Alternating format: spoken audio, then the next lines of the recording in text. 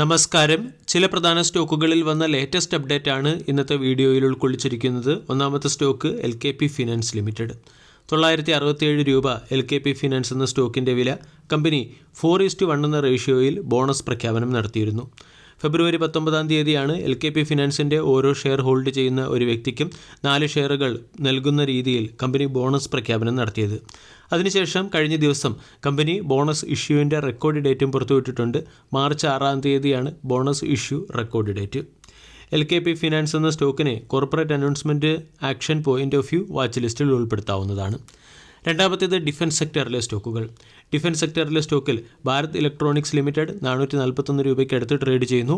മാർക്കറ്റിൽ വന്നിരിക്കുന്ന ഉയർന്ന വോളറ്റിലിറ്റിയും അൺപ്രഡിക്റ്റബിൾ നേച്ചറും മൂലം പല സ്റ്റോക്കുകളും 52 വീക്ക് ഹൈയിൽ നിന്നും ഹെവി ഡിസ്കൗണ്ടിൽ ലഭിക്കുമ്പോൾ 52 വീക്ക് ഹൈക്ക് അടുത്ത് ലഭിക്കുന്ന രീതിയിലാണ്, അല്ലെങ്കിൽ 52 വീക്ക് ഹൈക്ക് അടുത്തായിട്ടാണ് ഭാരത് ഇലക്ട്രോണിക്സ് ലിമിറ്റഡ് എന്ന സ്റ്റോക്ക് ട്രേഡ് ചെയ്യുന്നത്. അതായത് കമ്പനിയുടെ വാല്യുവേഷനെ ജസ്റ്റിഫൈ ചെയ്യുന്ന പെർഫോമൻസ് ആണ് കമ്പനി കാഴ്ചവെക്കുകയും ചെയ്യുന്നത്. ഇനി ഡിഫൻസ് സെക്ടറിലെ സ്റ്റോക്കുകളെ ശ്രദ്ധിക്കണം എന്ന് പറയുന്നതിന് പിന്നിലെ പ്രധാന കാരണം അമേരിക്ക ഇറാൻ സംഘർഷ സാധ്യത വർദ്ധിക്കുകയാണെങ്കിൽ, അല്ലെങ്കിൽ അമേരിക്കൻ ഇറാൻ സംഘർഷത്തിലേക്ക് കാര്യങ്ങൾ നീങ്ങുകയാണെങ്കിൽ ഡിഫൻസ് സെക്ടറിലെ സ്റ്റോക്കുകൾ പെർഫോം ചെയ്യാൻ സാധ്യതയുണ്ടെന്നാണ് കോട്ടക് ഇൻസ്റ്റിറ്റ്യൂഷണൽ ഇക്വിറ്റീസ് ഉൾപ്പെടെയുള്ള ബ്രോക്കേജ് ഏജൻസികൾ പറയുന്നത്. അതിന് പിന്നിൽ മറ്റൊരു പ്രധാന കാരണം കൂടിയുണ്ട്. Recently defence ministry 3.6 lakh crore രൂപയുടെ ഡിഫൻസ് അക്വിസിഷന് അപ്രൂവൽ നൽകുകയും ചെയ്തു.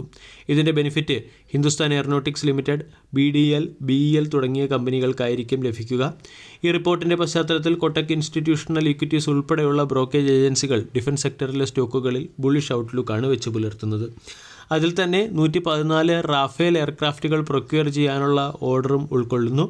ഈ 114 റാഫേൽ എയർക്രാഫ്റ്റുകളിൽ ഏകദേശം 90ഓളം റാഫേൽ എയർക്രാഫ്റ്റുകൾ ഇന്ത്യയിൽ ഇൻഡിജീനിയസ് കമ്പോണൻസ് ഉപയോഗിച്ചായിരിക്കും മാനുഫാക്ചർ ചെയ്യുക. ഇതിൻ്റെ ബെനിഫിറ്റ് ഹിന്ദുസ്ഥാൻ എയറോനോട്ടിക്സ് ലിമിറ്റഡ് ഉൾപ്പെടെയുള്ള കമ്പനികൾക്ക് ലഭിച്ചേക്കും. ഇവിടെ ഹിന്ദുസ്ഥാൻ എയറോനോട്ടിക്സ് ലിമിറ്റഡിന് എലാറ ക്യാപിറ്റൽ ഉൾപ്പെടെയുള്ള ബ്രോക്കേജ് ഏജൻസികളും ബൈ എന്ന റേറ്റിംഗ് നൽകുന്നുണ്ട്.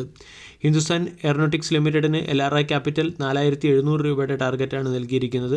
കാരണം കമ്പനിയിൽ 7% CAGR കൂടിയുള്ള വളർച്ചയും ROEയിൽ 23% വളർച്ചയും മാർക്കറ്റ് പ്രതീക്ഷിക്കുന്നു. അതോടൊപ്പം തന്നെ കമ്പനിയുടെ റവന്യൂ 11% ഇയർ ഓൺ ഇയറിൽ വർദ്ധിച്ച് 7700 കോടിയായി Q3 ഉയരുകയും ചെയ്തിരുന്നു.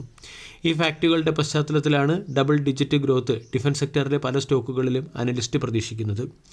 ഇതോടൊപ്പം തന്നെ ഹിന്ദുസ്ഥാൻ എയറോനോട്ടിക്സ് ലിമിറ്റഡ് എന്ന കമ്പനിക്ക് ലഭിച്ചിരിക്കുന്ന ഓർഡറുകളും വളരെ വിപുലമായിട്ടുള്ളതാണ്.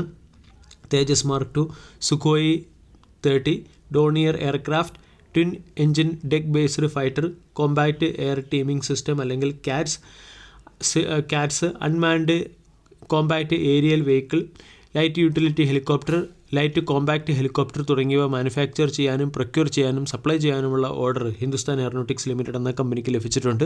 അതുകൊണ്ട് ഡിഫൻസ് സെക്ടറിലെ സ്റ്റോക്കുകളെ ഫോക്കസ് ചെയ്യാം. Momentum point of view Bharat Electronics ലിമിറ്റഡും value buying point of view Hindustan Aeronautics ലിമിറ്റഡിനെയുമാണ് ശ്രദ്ധിക്കേണ്ടത്. മൂന്നാമത്തെ update RailTel Corporation of India ലിമിറ്റഡുമായി ബന്ധപ്പെട്ടത്. റെയിൽടെൽ കോർപ്പറേഷൻ 323 രൂപയ്ക്ക് അടുത്ത് ട്രേഡ് ചെയ്യുകയും ചെയ്യുന്നു. ഇവിടെ അശോക് ബിൽഡ്കോണിൻ്റെ സൈഡിൽ നിന്നും മഹാരാഷ്ട്രയിലുള്ള സ്റ്റാമ്പ് ഓഫീസുകളും ഗവൺമെൻറ് ഓഫീസുകളും നവീകരിക്കുന്നതിന് വേണ്ടി റെയിൽടെൽ കോർപ്പറേഷന് വളരെ വലിയ ഒരു ഓർഡർ ലഭിച്ചതിൻ്റെ പശ്ചാത്തലത്തിലാണ് സ്റ്റോക്ക് മാർക്കറ്റിൻ്റെ ശ്രദ്ധയാകർഷിക്കുക. ഏകദേശം 1136 കോടി രൂപയുടെ ഓർഡറാണ് കമ്പനിക്ക് ലഭിച്ചിരിക്കുന്നത്. 5 വർഷത്തിനുള്ളിൽ ഈ പ്രോജക്റ്റ് പൂർത്തിയാക്കുന്ന രീതിയിലുള്ള ടൈം ലൈനിലാണ് കമ്പനിക്ക് ഈ പ്രോജക്റ്റ് ലഭിച്ചിരിക്കുന്നത്. ഇതിൻ്റെ പശ്ചാത്തലത്തിൽ റെയിൽടെൽ എന്ന സ്റ്റോക്ക് മാർക്കറ്റിൻ്റെ ശ്രദ്ധയാകർഷിക്കാൻ സാധ്യതയുണ്ട്.